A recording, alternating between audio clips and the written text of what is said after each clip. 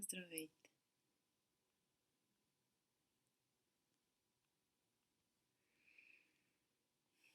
Това видео е една покана към вас да забавите темпото.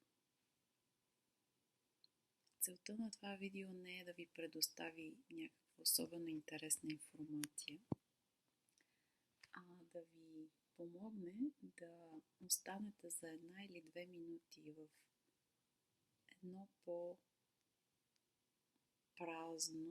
и по-бавно пространство,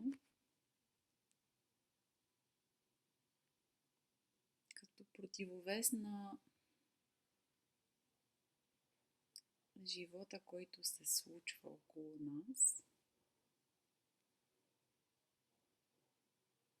за да успеем да възвърнем поне частично баланса си.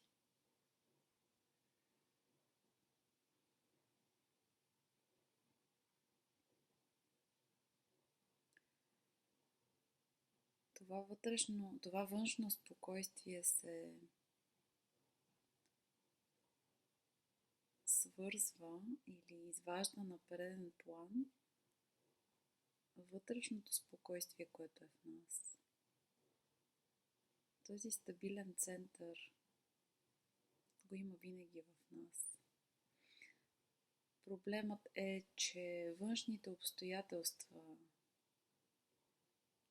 много често ни карат да излезем от този свой стабилен вътрешен център и ни разклащат.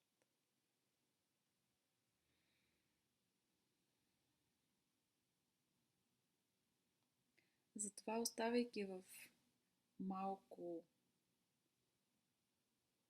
по-бавно движение, оставайки в контакт с дъха си, с усещанията в тялото си,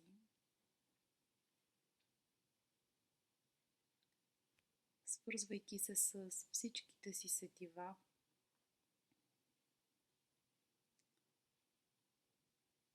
е начинът, по който да се върнем обратно в себе си, в тялото си.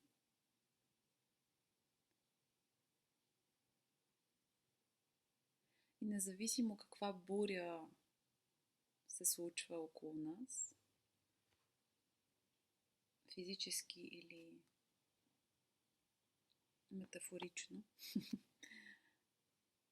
да си спомним, че винаги има тази вътрешна стабилност, към която можем да се върнем.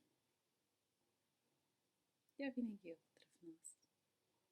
Но е необходимо да култивираме някаква практика, чрез която да си напомняме да се върнем към тази вътрешна стабилност.